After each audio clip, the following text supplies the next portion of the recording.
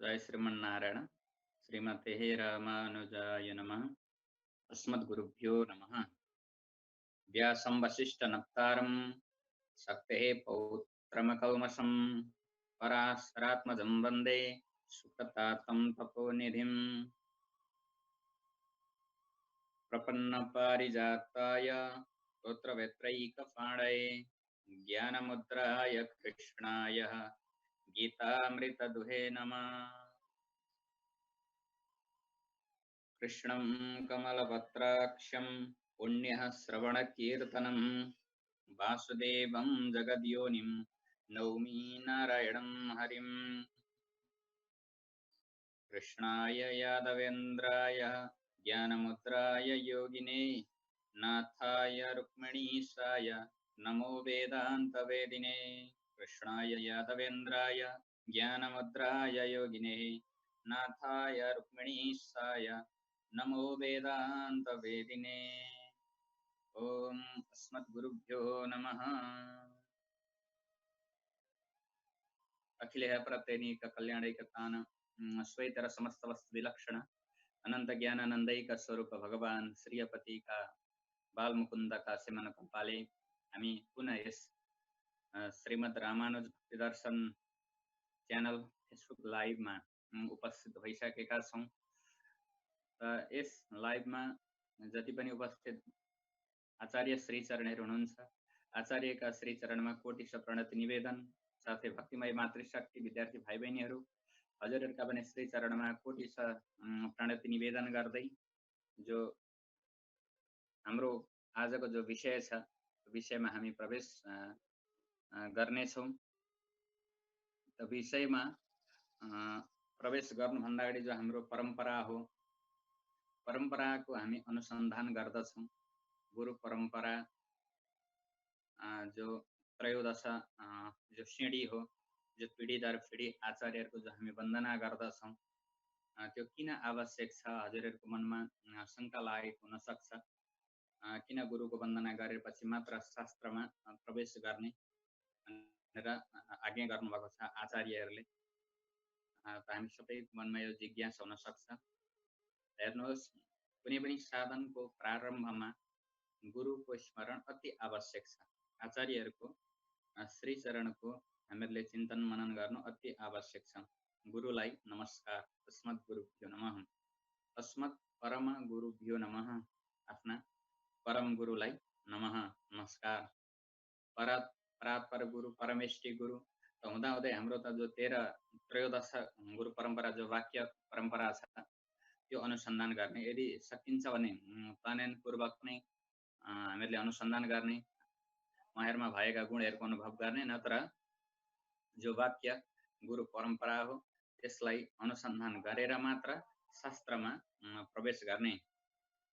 त गुरुहरूको जो पिढी छ त्यो पिढीलाई नमन गरेर, साष्टाङ्ग गरेर, मनन गरेर मात्र कुनै पनि विषयमा प्रवेश गर्नुपर्दछ साधनामा।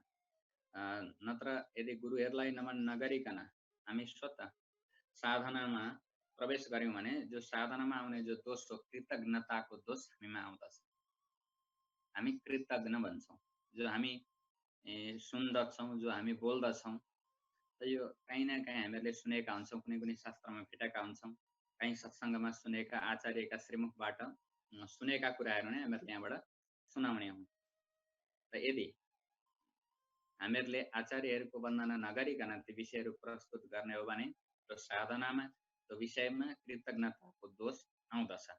वास्तवमा साधना भनेको हाम्रो अभिमानलाई नाश गर्नु, साधनाको अर्थ हुन्छ अभिमानलाई मेटाउनु। अब साधनाको अर्थ नै अभिमानलाई मेटाउनु हो भने यदि गुरुहरूलाई स्मरण नगरी विषयमा प्रवेश गर्ने हो भने त्यो अहम भाव आउँदछ वक्तामा। मेरो मौलिक, मेरो बुद्धिले निश्चय गरेको, मेरो मनले मनन गरेको भनेर जो जति पनि बताइन्छ, वास्तवमा त्यो कहीँ न कहीँ शास्त्रबाटै लिएको हुन्छ, कहीँ न कहीँ महापुरुषको वाणीबाटै हामीहरूले स्वीकार गरेका हुन्छौँ। त्यस हुनाले जो साधनाको उद्देश्य हो त्यो हामीमा भएको अहम भावलाई मेटाउनु हो। अहम भाव मेटाउनका लागि गुरुका श्री चरणमा झुकेर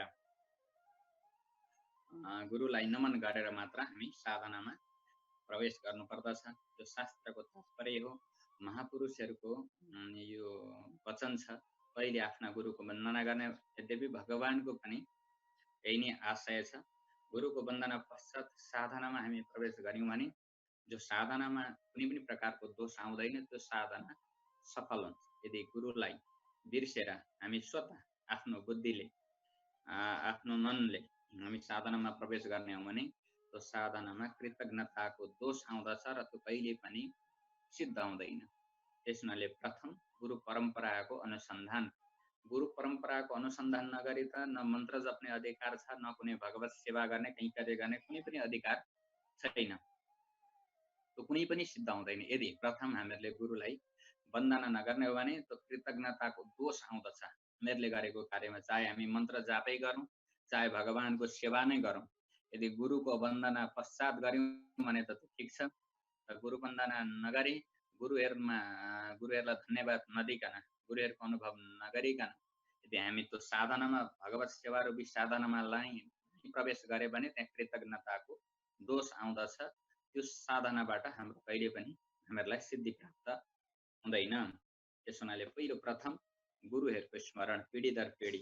यद्यपि सबै गुरु परम्पराको अनुसन्धान गर्नुपर्ने हो, तर त्यो समय हुँदैन। त्यही भएर संक्षिप्त जो वाक्य गुरु परम्परा छ, अस्मत् गुरुभ्यो नमः, अस्मत् परम गुरुभ्यो नमः, अस्मत् सर्व गुरुभ्यो नमः, जो यो क्रम हो श्रीमती रामानुजाय नमः भन्दै जो श्रीधराय नमः सम्म अनुसन्धान गर्न अति आवश्यक छ कुनै पनि शुभ कार्यको आरम्भमा। त्यस हुनाले अहिले हामीहरूले पनि यसमा प्रवेश गऱ्यौँ गुरुहरूलाई वन्दना गर्दै। अब जो विषय छ हाम्रो, जो भगवता कृष्णेन अगाडि इति गीता, जो भगवान श्री कृष्णले जो गान गर्नुभयो आफ्ना भक्तका लागि, अर्जुनका लागि, त्यो उहाँको जो दिव्यवाणी त्यही गीता नै, त्यो गीत नै गीताका रूपमा प्रकट भएको छ। हामी त्यसै विषयमा आज यथामति स्वामीजीहरूबाट, आचार्यहरूबाट जो सुनेको विषय हो, त्यो विषयलाई परीक्षा दिए जस्तो हजुरहरू सामु दासले पेश गर्नेछ। अब त्यसमा के कति त्रुटि हुन्छ, अब दासले त त्यो परीक्षा दिएको हजुरहरूले बुझ्नु होला। म यहाँ हजुरहरू सामु जो आचार्यहरूबाट जो सुनेको कुरालाई यहाँ प्रस्तुत गर्दैछु। अब थोरै हामी गीताको जो प्रतिपाद्य विषय हो, शास्त्रको प्रतिपाद्य विषयभित्र हामी प्रवेश गर्नेछौँ। प्रतिपाद्य विषय भनेको के हो भन्दा, जो श्रीमद् भगवत गीताद्वारा भगवानले जे कुरा हामीहरूलाई भन्न चाहनुहुन्छ त्यो कुरालाई भनिन्छ प्रतिपाद्य विषय। गीताका माध्यमबाट, अर्जुनका माध्यमबाट भगवानले संसारलाई के कुरा बताउँदै हुनुहुन्छ, त्यही विषय हो मुख्य शास्त्रको प्रतिपाद्य विषय। र त्यो प्रतिपाद्य विषयलाई हामीहरूले जान्नका लागि, हामीहरूका हृदयमा त्यो प्रकट गर्नका लागि पहिले हामीहरूलाई चार कुराको बोध हुन अति आवश्यक छ।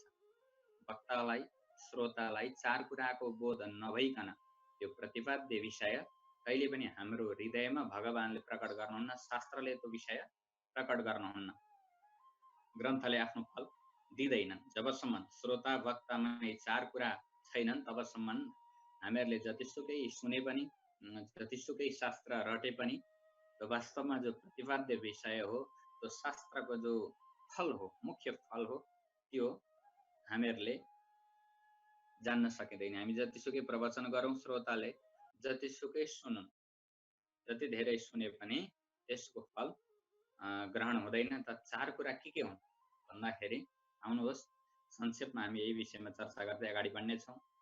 र सबभन्दा पहिले त यो सम्झिनुपर्छ, यो कसका लागि लेखिएको हो। जो उपदेश दिँदैछ, जो शास्त्र लेखियो, त्यो कसका लागि? त्यो बच्चाका लागि हो, त्यो जवानका लागि हो, त्यो वृद्ध व्यक्तिका लागि हो, या रागी व्यक्तिका लागि हो, या वैराग्यवान व्यक्तिका लागि हो? त्यो कसका लागि यो उपदेश दिँदैछ, कस्ता व्यक्तिका लागि यो उपदेश हो? पहिले त यो कुरामा हामीहरूले ध्यान दिन आवश्यक छ। पहिलो यो कुरालाई राम्ररी बुझ्नुपर्छ, यो विषय, यो उपदेश कसका लागि हो।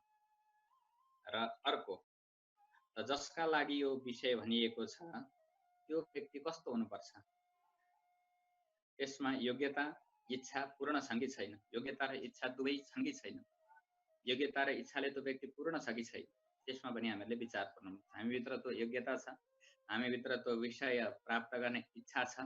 यदि हामीमा योग्यता छ तर इच्छा छैन भने त्यो शास्त्रले त्यो फल प्रदान गर्दैन। यदि हामीमा इच्छा छ तर योग्यता छैन भने त्यो भाषा बुझ्न सकिँदैन। त्यस हुनाले जो अधिकारी हो त्यसमा हामीमा त्यो शास्त्रले भन्न खोजेको त्यो तात्पर्य त्यो बुझ्ने एकदम हार्दिक इच्छा हुनुपर्छ, भित्रैदेखि चाह हुनुपर्छ अनि योग्यता पनि चाहिन्छ। अनि मात्र त्यो विषय त्यो शास्त्रले त्यो गूढ रहस्य खोलिदिनुहुन्छ भनेर हाम्रो पूर्वाचार्यहरूले बताउनु भएको छ। अब सबैले आफ्ना आफ्ना हिसाबले कुनै पनि विषयमा प्रवचन गर्छन्। कसैले भक्तिपरक, कसैले साङ्ख्यपरक, कसैले वेदान्तपरक प्रवचन हुन्छ। र सबैले आफ्ना आफ्ना तरिकाले श्रोताहरूलाई उपदेश दिनुहुन्छ। कसैले भन्नुहुन्छ आत्मकर्ता हो, यो धर्म गर, त्यस्तो गर भनेर उपदेश दिनुहुन्छ। र कसैले भन्नुहुन्छ आत्मा केवल साक्षी हो, केही गर्न आवश्यक छैन। कसैले भन्नुहुन्छ आत्मा भनेको ब्राह्मण हो, यो धर्म गर, यो छोड्नु हुँदैन भनेर अनेक प्रकारका उपदेश अनेक विद्वानहरूले हाम्रा सामु इन्टरनेटहरूमा हामीहरूलाई प्राप्त हुन्छ। विषयको जो प्रतिपाद्य हो, त्यो जो विषयको विभाग हो, त्यो विषयको विभागलाई पनि पहिले हामीहरूले जान्नुपर्दछ। हामी के सुन्न चाहन्छौँ। यदि त्यो विषयको विभागलाई हामीहरूले जान्न सकेनौँ भने वक्ताले कुन हिसाबले, कुन तत्त्वलाई अनुभव गरेर साङ्ख्य तत्त्व अनुसार या वेदान्त परक या भक्ति परक व्याख्यान दिँदैछ, पहिले त्यो व्याख्यानलाई हामीहरूले सम्झिन आवश्यक छ। नत्र हाम्रो बुद्धि भ्रमित हुन्छ। त्यो विभागलाई कुन विभाग अन्तर्गत, कुन विभाग अनुसार यो प्रवचन हुँदैछ त्यो पनि हामीहरूले जान्न अति आवश्यक छ। र फेरि यो सुन्नु र यो सुनाउनुको प्रयोजन के हो, यो गीता सुन्नुको र गीता सुनाउनुको प्रयोजन के हो, यो सुनेर हामीहरूलाई के मिल्दछ, यो जान्न पनि हामीहरूलाई अति आवश्यक छ। त यहाँ संक्षेपमा भन्दा अधिकारी को हो, ग्रन्थको विषय के हो, त्यो सुन्दा र त्यो सुनाउँदाखेरि कुन प्रयोजन सिद्ध हुन्छ, सुन्दा र सुनाउँदा के प्रयोजन सिद्ध हुन्छ, के साँच्चै त्यो ग्रन्थले त्यही विषयलाई वर्णन गर्दछ कि गर्दैन। जो हामी सुन्न चाहन्छौँ त्यो सुन्न चाहेकै विषयलाई त्यो ग्रन्थले प्रतिपादन गर्छ कि गर्दैन। यो चार कुराको हामीहरूलाई पूर्ण ज्ञान नभइकन हामीहरूलाई ग्रन्थको तात्पर्य हाम्रो हृदयमा प्रकट हुँदैन।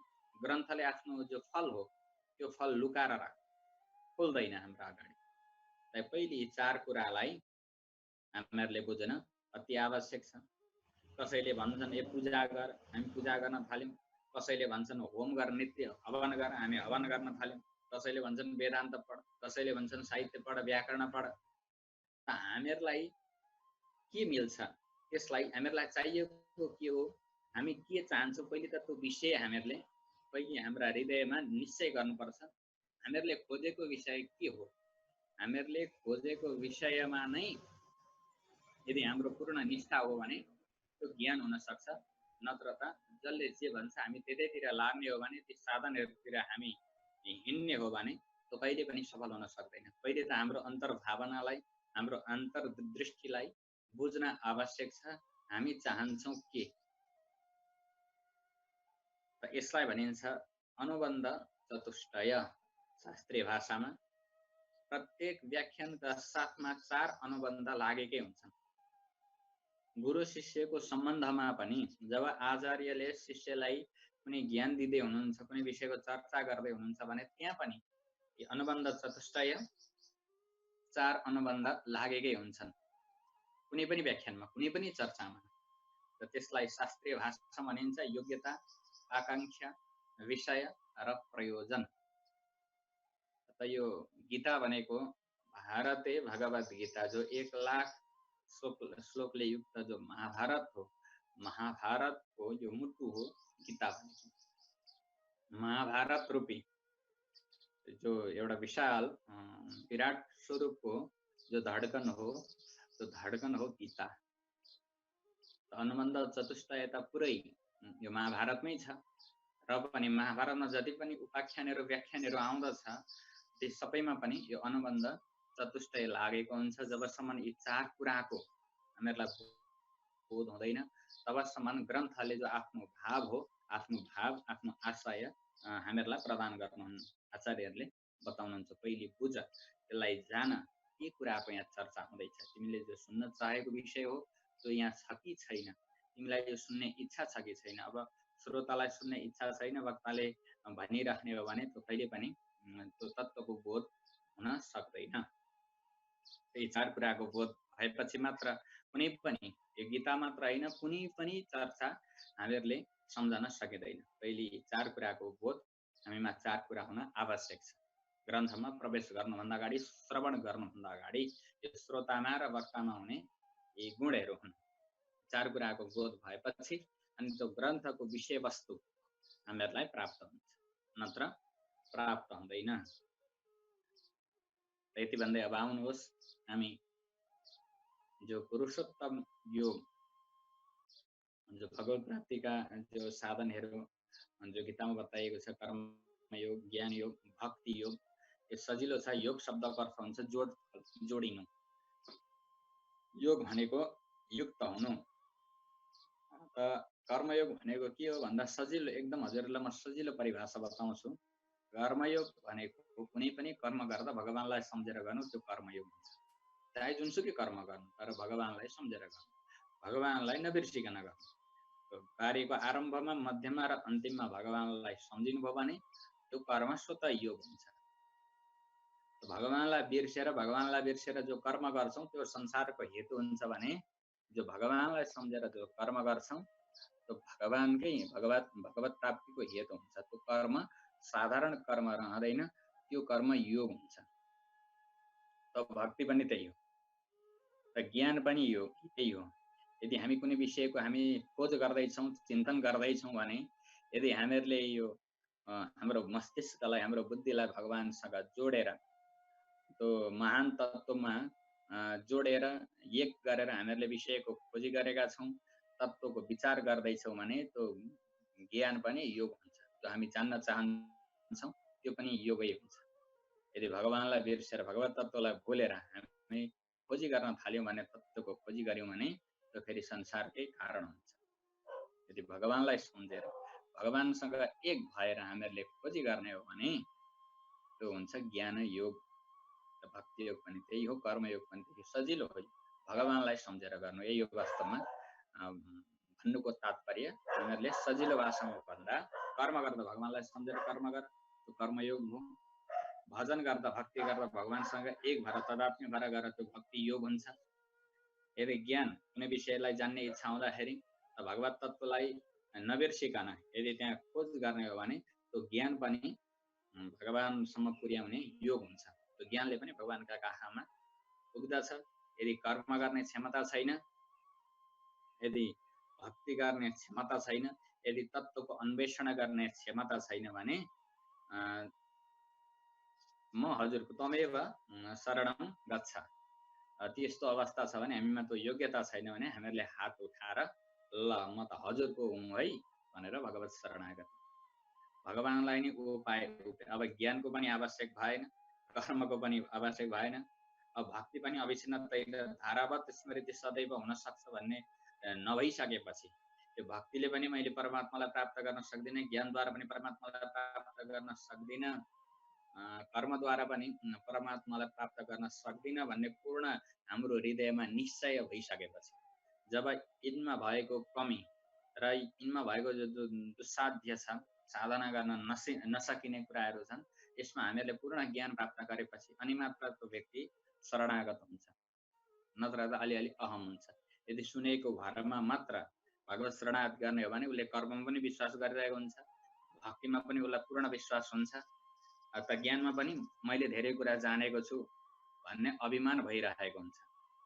त वास्तवमा यिनमा जो कमी छ, यिनमा जो कठिनता हो, कर्मको कठिनता, ज्ञानको कठिनता र अविच्छिन्न तैल धारावत जो स्मृति हो त्यसको पनि जो कठिनतालाई हामीहरूले अनुभव गर्यौँ भने मात्र हाम्रो पूर्ण पक्का शरणागति हुन्छ भगवानमा। त यी उपायहरू छन्। त शरणागति सर्वश्रेष्ठ मानिन्छ। यत्र तत्र सर्वत्र गीताको प्रतिपाद्य जो स्वारस्य हो, गीताको सार हो, खार जो निचारेर निकालिन्छ नि, जो मन्थन गरेर जो घिउ निकालिन्छ, जति मन्थन गरेर त्यस्तै गीताबाट मन्थन गरेर जो निक्लेको जो प्रतिपाद्य विषय हो, त अन्तिममा गएर भगवानले बताउनु नै भएको छ अर्जुनलाई। त गीताको स्वारस्य भनेको शरणागति नै हो। अन्यथा जो बताइएको हो, अन्य साधन बताउनुको कारण यो प्रपत्तिलाई श्रेष्ठ बताउनका लागि, प्रपत्ति कति श्रेष्ठ छ त्यो देखाउनका लागि नै कर्मयोग, भक्ति योग, यो ज्ञान योगलाई प्रतिपादन गर्दै अन्तिममा यो सबैभन्दा श्रेष्ठ, ती भन्दा पनि श्रेष्ठ प्रपत्ति योग हो भनेर भगवानले जो शरणागति योगको वर्णन गर्नुभएको छ, जो जीवात्माहरूलाई बोलाउनु भएको छ, त्यो सर्वश्रेष्ठ छ। वास्तवमा जीवात्माले गर्ने पनि त्यही नै हो। त्यो भन्दा अर्को उपाय हामीमा हामीहरूले भगवानलाई प्रसन्न पार्न सक्छौँ। त्यो तत्त्वलाई संक्षेपमा पुरुषोत्तम योगमा जो श्रेष्ठ मानिन्छ, गीताको जो पुरुषोत्तम योग हो, किन भन्नुहुन्छ भने यहाँ पुरुषोत्तम भगवानको वर्णन आउँदछ। यो पुरुषोत्तम योगलाई जान्नुभन्दा अगाडि अलिकति संगति हामीहरूले मिलाउनु पर्दछ। 15 अध्यायमा प्रवेश गर्नका लागि पहिले संगति चाहिन्छ। अगाडि के कुराको वर्णन हुँदैछ किन भन्दा यो एक अर्कासँग सम्बन्धित विषय हो। यो प्रथम अध्यायको सम्बन्ध हुन्छ। प्रथम अध्यायको व्याख्या गीताको 16 अध्याय हजुरलाई यो थाहा छँदैछ। जो व्याख्या हो, गीताको प्रथम अध्यायको व्याख्या गीताको 16औं अध्यायमा गएर प्रश्न हुन्छ। प्रथम अध्यायको प्रतिपाद्य विषय के हो भनेर र एक अर्कासँग सम्बन्ध छ। त्यसैले पहिले यसलाई संगति हामीहरूले राम्ररी मिलाउनु पर्छ। यदि हामीहरूले संगतिलाई बुझ्यौँ भने, संगति राम्ररी जान्यौँ भने, अनि त्यो प्रतिपाद्य विषयमा प्रवेश गर्दा त्यो अध्यायले भन्न खोजेको के हो त्यो बुझ्न सकिन्छ। र संक्षेपमा आउनुहोस्, अलिकति हामी संगति मिलाउँ त्यो विषयमा प्रवेश गर्नका लागि। गीताको जो 15 अध्याय प्रारम्भ हुन्छ, त्यो 14 अध्याय पछि भगवानले 14 अध्यायमा के भन्नुभएको छ भन्दा, जबसम्म व्यक्ति गुणातीत हुँदैन, त्रिगुणबाट अतीत हुँदैन, सत्व रज तमबाट रहित हुँदैन, तबसम्म त्यसले यो संसारको बन्धनबाट छुटकारा पाउँदैन भन्नुभयो गीतामा भगवानले 14 अध्यायमा।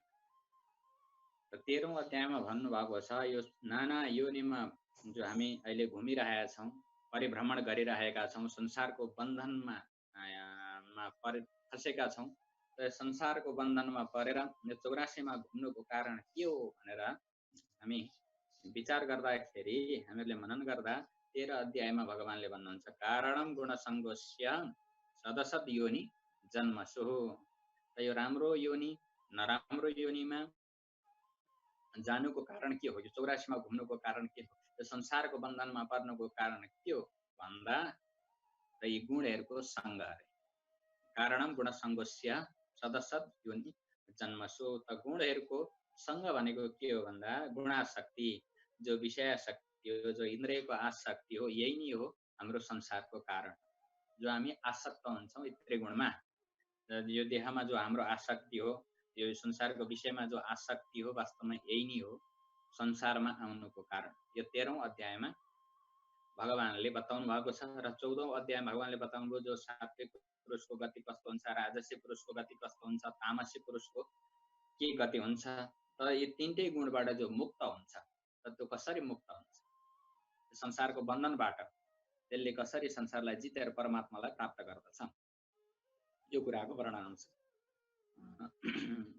सत्वगुणी व्यक्तिको गति, रजोगुणी व्यक्तिको गति, तमोगुणी व्यक्तिको गति वर्णन गर्नुभयो। र यो जो तीनटै गुणबाट जो मुक्त छ, त्यो तीनटै गुणलाई जसले जितिसकेको छ भने त्यो संसारबाट कसरी मुक्त हुन्छ, त्यसको वर्णन आउँछ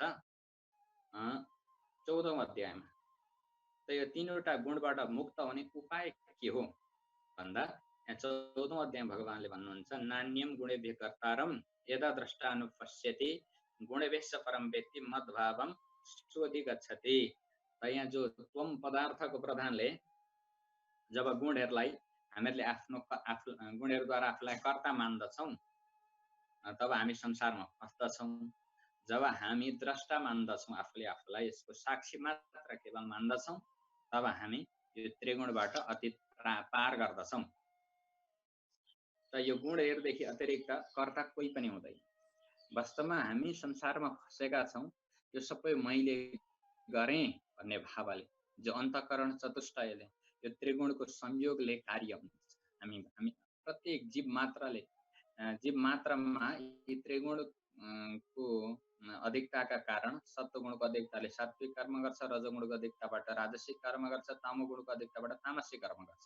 त्यो सारा कर्म गराउने जो अहम भाव छ, अहम भाव त्यो गुण अनुसार यिनीले अन्तःकरण चतुष्टयबाट नै कर्म हुन्छन्। तर हामीहरूले झुक्किएर आफूलाई कर्ता ठान्दछौँ, यो काम मैले गरेँ, मैले गर्दा यस्तो हो भन्छौँ र हामी बन्धनमा पर्दछौँ। र जसले गुणातीत भएर साक्षी बसेर यो सबै कार्य गर्ने यो त्रिगुणको यो खेल हो, त्रिगुणको माया हो भनेर जसले बुझ्दछ अनि त्यो कस्तो हुन्छ भन्दा मद्भावम सोधी गच्छति, त त्यसले मेरो भावलाई प्राप्त गर्दछ। म जस्तै असङ्ग रहन्छ। मेरो भावलाई प्राप्त गर्दछ भन्दा जसरी भगवानले सारा जगत बनाएर पनि अलग रहनुहुन्छ, त्यस्तै यो जीवात्मा यो सारा कार्य गरेर पनि त्यहाँदेखि अलग रहन्छ, छुट्टै रहन्छ। त्यो विषयले त्यो गुणहरूले उसलाई आसक्त बनाउन सक्दैन संसारमा। यो त्वम पदार्थ प्रधानले भयो। र अर्को कुरो यहाँ बताउनुहुन्छ अर्को उपाय, र कसरी यो त्रिगुणहरूलाई जित्ने। एउटा त आफ्नो बलले आफ्नो आत्माको स्वरूप जानेर म आत्मा हुँ, म असङ्ग छु, यो गुणदेखि म अतीत छु, यो त्रिगुणले गरेको कार्यलाई मैले गरेको हो भनेर भन्नु हुँदैन।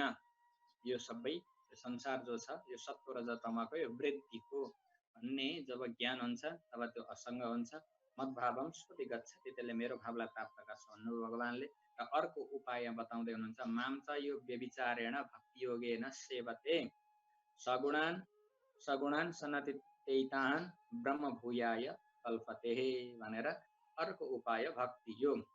जो यो तत्पदार्थको प्रधान माने, तत्पदार्थ भनेको ईश्वरको प्रधानताले, ईश्वरको शरणागतिले भक्तिको रीतिबाट यो त्रिगुणबाट मुक्त हुने उपाय दुईटा। एउटा पदार्थ, एक आफ्नो आत्माको ज्ञान भएपछि हामी यो त्रिगुणको वृत्तिलाई जान्न सक्छौँ। यदि त्यो आत्माको ज्ञान भएन भने हामीले आफ्नो स्वरूपको पूर्ण अनुभव गर्न सकेनौँ भने के गर्ने भन्दा भगवत शरणागति गर्ने। अव्यभिचारेण भक्ति योगद्वारा, भगवत शरणागतिद्वारा यो त्रिगुणबाट हामी मुक्त हुन्छौँ।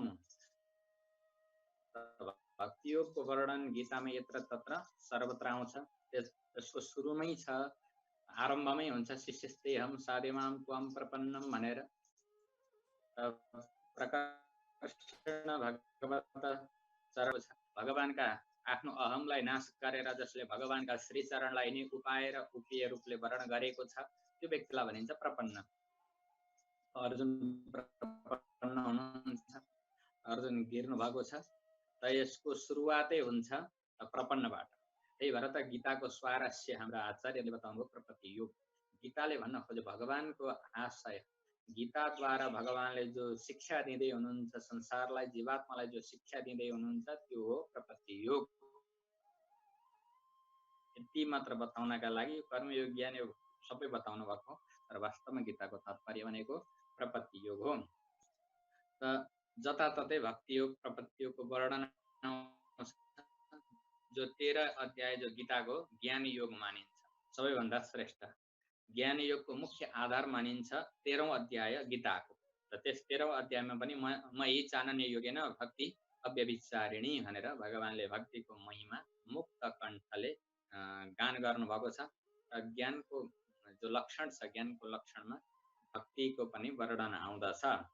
त यसरी भक्तिको महिमा बताउँदै बताउँदै त्रिगुणबाट पार हुने उपाय बताउँदै आउनुभयो।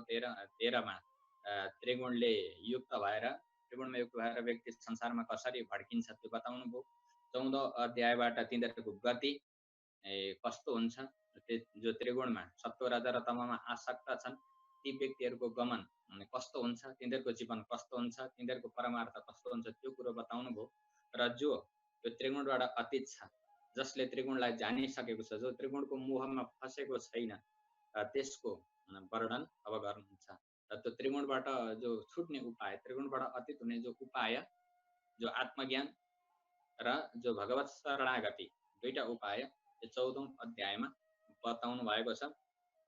र 14औं अध्यायको यहाँ अन्तिम श्लोक हजुरहरूलाई थाहा होला, ब्रह्मणो हि प्रतिष्ठाहम् अमृतस्य व्ययस्य च शाश्वतस्य च धर्मस्य सुखस्यैकान्तिकस्य च भनेर यो अन्तिम अध्यायमा भन्नुभएको छ। र यो अन्तिम 14औं अध्यायको अन्तिम जो श्लोक छ यो श्लोकको व्याख्या नै हो 15औं अध्याय। गीताको जो 15औं अध्याय एक अर्कासँग मैले अघि नै भने संगति छ। र 14 अध्यायलाई राम्ररी नबुझिकन 15 अध्यायलाई हामीले बुझ्न सकिँदैन। त्यही भएर मैले हजुरहरूलाई यो अगाडिको विषय त्यो संगति राम्ररी बसोस् बुझ्न सकौँ भन्नका लागि मैले यो बताउँदैछु। यही गीतामा जो पुरुषोत्तम योग भनेर जो बताइएको छ त्यो सबैको प्रतिष्ठा मै हुँ। ब्रह्मणो हि प्रतिष्ठाहम्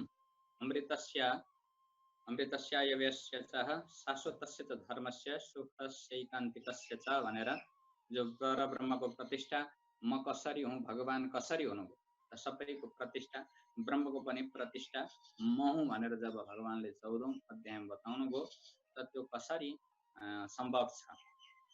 ब्रह्मको पनि प्रतिष्ठा हजुर कसरी हुनुभयो त गुणातीत नभइकन संसारबाट छुट्न सकिँदैन। जन्म मरणको जो दुःख छ त्यो दुःखबाट छुट्न सकिँदैन। त्यो दुःखबाट छुट्नका लागि भगवानको भक्ति आवश्यक छ।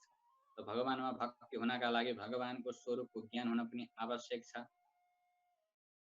र कसको हामी भजन गर्दैछौँ त्यसको स्वरूप कस्तो छ, त्यो भजनीयको जो स्वरूप त्यो स्वरूपको ज्ञान हुन अति आवश्यक छ।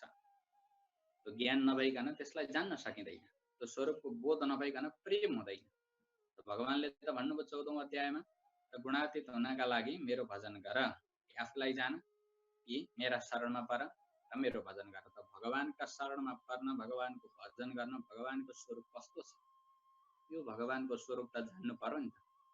त्यो भगवानको स्वरूपको बोध गराउनलाई भगवान कस्तो हुनुहुन्छ त्यो बताउनका लागि यो 15औं अध्याय सुरु हुन्छ, जसलाई भनिन्छ पुरुषोत्तम योग। पुरुषोत्तम योग भनेको पुरुषोत्तम भगवानसँग जोडिदिने, युक्त गरिदिने। पुरुषोत्तम योगको आरम्भ हुन्छ। पुरुषोत्तम भगवानको निरूपण 15 अध्यायमा गरिएको छ। यसमा जो 15औं अध्यायमा बताइएको छ हजुरहरूलाई म संक्षिप्त जो 15औं अध्यायको जो प्रतिपाद्य विषय पनि म हजुरहरूलाई बताउँछु। र यहाँ 15औं अध्यायमा एउटा अक्षर पुरुषको वर्णन आउँछ। जसरी 7औं अध्यायमा पराप्रकृति अपराप्रकृतिको वर्णन आएको छ। यो दुईटाको संयोगबाट यो जो सारा संसार मेरोलाई भाषित भइरहेको छ, देखिरहेको छ, यो दुईटैको मूलमा, यो सारा संसारको मूलमा भगवान हुनुहुन्छ। यत योनानि भूतानि सर्वाणीत्युपधारय अहं कृष्णस्य जगत प्रभव प्रलयस्तथा मयि सर्वमिदं प्रोतं सूत्रे मणिगणाइव भनेर जो 7औं अध्यायमा भगवानले भन्नुभएको छ सारा संसार मबाट उत्पन्न हुन्छ, मैमा लीन हुन्छ। जसरी कपडा धागोबाट कपडाको निर्माण हुन्छ र फेरि त्यो धागाकै रूपमा अन्तिममा नाश हुन्छ, त्यो समाप्त हुन्छ। जसरी धागोबाट एउटा कपडा निर्माण हुन्छ भने त्यो कपडाभरि पुरै जब त्यो धागाको तान छ, यत्र तत्र सर्वत्र धागो फैलिएको छ, त्यस्तै मबाट यो संसार बनेको छ। संसारको कण कणमा मेरै वास छ भनेर सबैमा परिपूर्ण मै छु भनेर भगवानले पराप्रकृति अपराप्रकृति दुवैको व्याख्या गर्नुभएको छ। र यो 13औं अध्याय पनि क्षेत्र र क्षेत्रज्ञका रूपमा भगवानले आफैलाई नै बताउनु भएको छ। ब्रह्म सम्पद्यते तदा भनेर आफूलाई नै जान्न योग्य मै हुँ भनेर बताउनु भएको छ। र यस 15औं अध्यायमा भगवान त्यो अक्षर र अक्षर दुईटै पुरुषभन्दा पनि श्रेष्ठ जो पुरुषोत्तम जो भगवान हुनुहुन्छ, र पुरुषोत्तम आफ्नो स्वरूपको यस 15औं अध्यायमा भगवानले वर्णन गर्दै हुनुहुन्छ अर्जुनको लागि। त पुरुषोत्तममा 5 कुरा हुन्छ, 5 कुरा बताइएको छ। 5 कुरा हुन्छन् पुरुषोत्तममा विशेष गरी। प्रथम के भन्दा यसमा क्षरम अतीतोहम। त जो पुरुषोत्तम भगवान हुनुहुन्छ, पुरुषोत्तम भगवान जो क्षर पुरुष भन्दा अतीत हुनुहुन्छ, त्यसैले पुरुषोत्तम। त क्षर के हो भन्दा क्षर कसलाई भनिन्छ भन्दा क्षर सर्वाणी भूतानि। त ब्रह्मादेखि लिएर एउटा किरो पर्यन्त जति पनि प्रकृति का जो तृण पर्यन्त जति पनि जीवहरू छन्, जो चेतन समाश्रित जो संसारको विलास छ जड चेतनात्मक, यो सबैलाई क्षर भनिन्छ र यो भन्दा पनि श्रेष्ठ भगवान हुनुहुन्छ। अनि अर्को हो अक्षरात् अपि च उत्तम। अर्को अक्षर माने अपरा प्रकृति, प्रकृतिको जो कारणभूत जो मूल कारण हो त्यो भन्दा पनि श्रेष्ठ, अथवा यहाँ कहीँ कहीँ आउँछ त अक्षर शब्दको अर्थ आउँछ ब्रह्म, त ब्रह्म भन्दा पनि श्रेष्ठ। अक्षरात् अपि उत्तम, अक्षर ब्रह्म भन्दा पनि उत्तम जो भगवानको स्वरूप हो त्यो स्वरूपलाई पुरुषोत्तम भनिन्छ। अक्षर ब्रह्म भन्दा पनि उत्तम। र तेस्रो कुरो हो यो लोकत्रयमाविश्य, जो सम्पूर्ण लोकमा व्याप्त छ, भरपूर छ, भरिएर बसेको छ। पुरुषोत्तममा यो तेस्रो कुरो विशेषता हुन्छ। र चौथो कुरो हो विवर्ती, जसले सारा संसारलाई भरण पोषण गर्दछ। र पाँचौं हो अव्यय ईश्वर, सबैको स्वामी, सबैको मालिक, यो सारा संसारको नाश भएर पनि जसको नाश हुँदैन त्यो अव्यय ईश्वर। र यो पुरुषोत्तममा यी पाँचवटा विशेषता छन्। क्षर सर्वाणी भूतानि, सबै प्राणी भन्दा सबै भूत भन्दा श्रेष्ठ। अक्षरात् अपि च उत्तम, जो अक्षर भनेको अक्षर ब्रह्मदेखि भन्ने उत्तम, जो लोकत्रयमा सारा लोकमा व्याप्त छ, जसले सबैको भरण पोषण गर्दछ। र जो अव्यय ईश्वर, जो सबैको स्वामी, र अव्यय भनेको सारा संसार समाप्त हुँदा पनि जसको नाश हुँदैन, त त्यस्ता भगवानलाई भनिन्छ पुरुषोत्तम, त सबैभन्दा श्रेष्ठ। भगवानले बताउनु भएको छ जसले मलाई जान्दछ म पुरुषोत्तम हुँ, त भगवान त्यस्तो पुरुषोत्तम हुनुहुन्छ। पुरुषोत्तमलाई जानेपछि के हुन्छ भन्दा यहाँ बताउनुहुन्छ 15औं अध्यायमा संक्षिप्त विशेष बताउँदैछु। यो मामेव सम्मूढो जानाते पुरुषोत्तम स सर्वेद विधान स सर्वेद भजति माम सर्वभावेन भारतः। जसले मलाई पुरुषोत्तमका रूपमा जान्दछ भने स सर्वविद, त्यसले सबै थोक जानो, समाम भजति, त्यसले सदैव सर्वभावेन माम भजति, सम्पूर्ण भावले मलाई भजन गर्दछ। यत्र तत्र सर्वत्र मै छु, मलाई देख्दछ। भगवानलाई भगवानमा प्रेम छ। हामीहरूले भगवानलाई जानेका छौँ, पुरुषोत्तम भगवानलाई जानेका छौँ, भगवान नारायणलाई जानेका छौँ। भगवानको जो अनुभव हो,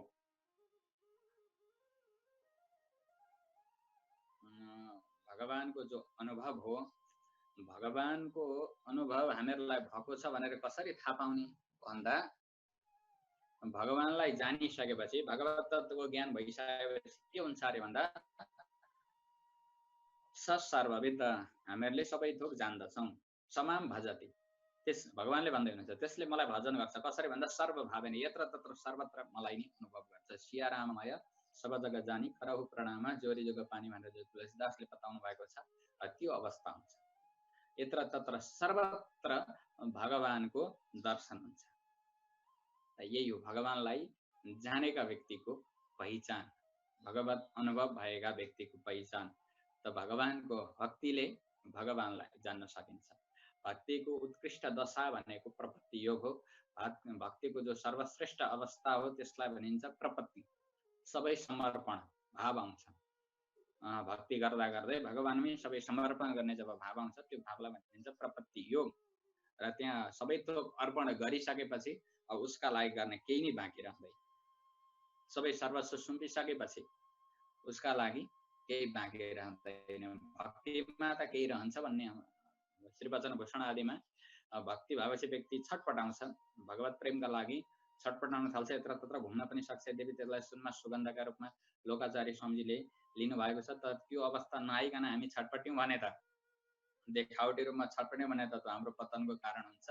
तर एउटा अवस्था आएपछि भगवानको वियोग सहन हुन नसकेपछि जब भक्तियोगी व्यक्तिहरू सबैसँग प्रार्थना गर्दै भगवानको माग गर्दछन्, भगवानको अनुभव चाहन्छन्, भगवानको दर्शन चाहन्छन्, सारा देवी देवतासँग प्रार्थना गर्छन् भने त्यो अवस्था चाहिँ सुनमा सुगन्ध हो, नत्र होइन भने त्यो अवस्था नआइकन भगवानमा त्यो भगवानको त्यो विरह, त्यस्तो विरह नआइकन यदि हामी त्यसरी घुम्न थाल्यो भने चाहिँ आत्माको पतन हुन्छ। यदि त्यो विरह आएको छ, एक क्षण पनि हामी भगवानको अनुभव नगरी बस्न सकिँदैन भने त्यस्तो अवस्थालाई लोकाचार्य स्वामीजीले पनि सुनमा सुगन्ध भन्नुभएको छ। त भक्ति माने भन्छ विभाग। त संसारलाई हामीदेखि टाढा पुर्याएर भगवानमा जसले अनुराग पैदा गर्दछ त्यो हो विभाग, त्यो हो भक्ति भनेको छुट्याउने। भक्तिले छुट्याउने काम गर्छ।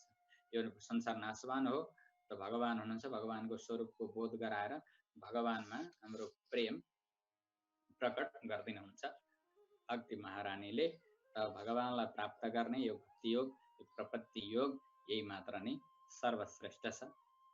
त यो मैले सङ्गति अलिकति बताएँ। अलिकति हामी यहाँ वक्ता र श्रोतालाई पनि हामी चिन्तन गरौँ। जो गीताका जो वक्ता र जो श्रोता हुनुहुन्छ, हजुरहरूलाई थाहा छ दुई दाजुभाइ नर र नारायण, नर र नारायण जो धर्म र मूर्तिबाट प्रकट हुनुभएको हो। त यी दुई दाजुभाइ लोक कल्याणका लागि, संसारको कल्याणका लागि तप गरिरहनु भएको छ, सदैव तपस्यारत। त एकै परमात्मा दुई रूपमा अवतार लिनुभएको छ। यो हजुरहरूलाई थाहा होला, मन्त्रार्थमा आचार्यहरूले अनुभव गराउनु भएको छ। एउटै परमात्मा, एउटै ईश्वर नर र नारायण दुईटा रूपमा प्रकट भएर लोक कल्याणका लागि, संसारको कल्याण कसरी हुन्छ, संसारको हित कसरी हुन्छ, यस सम्बन्धमा विचार गर्नुहुन्छ। तप भनेको तप आलोचने, सदैव विचार गरेर रहनुहुन्छ। संसारको रक्षा कसरी गर्ने, यसको हित कसरी हुन्छ। तपस्या गर्नु भनेको विचार गर्नु, आलोचना हो। वैदिक धातु हो तप आलोचना। तर यहाँ लक्ष्मी नारायणको रूप होइन, यहाँ तपस्या प्रधान भएको हुनाले नर नारायणको रूप, यहाँ पुरुष प्रधान युगल रूप नर नारायणको छ। त यहाँ तपस्या प्रधान भएको हुनाले नि यहाँ लक्ष्मी नारायण नभनेर नर नारायण रूपमा यहाँ प्रतिपादन गरिएको छ। त यी नर नारायण कोही दुईटा तत्त्व होइन, तत्त्वमेकम द्वैधा स्मृतम भनेर शास्त्रमा बताएको छ। तत्त्व त एकै हो। त गुरु र शिष्यको सम्बन्धको बोध गराउनका लागि संसारमा नर नारायण भगवान आउनुभयो। त जीवात्मालाई शिक्षा त दिनु पर्यो। त उत्कृष्ट जीव कस्तो हुन्छ, जीवात्माको कर्तव्य के हो, त्यो बोध गराउनका लागि नर अवतार भगवानले लिनुभयो। र आचार्य गुरु कस्तो हुनुपर्छ भनेर त्यो देखाउनका लागि नारायणको अवतार पनि स्वयं भगवानले लिनुभयो। यो संसारमा यो ज्ञानको धारा बगाउनका लागि एकै तत्त्व दुई रूपमा अवतार लिनुभयो, नर र नारायण। तत्त्व त एकै हुनुहुन्छ। तत्त्व त एकै हुन् भने अब यसमा को ठुलो को सानो, यो ठुलो सानोको भेदै छैन। को श्रेष्ठ, को माथि छ, को तल छ, दुईटैको अवस्था हेर्नु। कहिले भगवान माथि बस्नुहुन्छ नारायण माथि, कहिले नर तल, कहिले नर माथि, कहिले नारायण तल।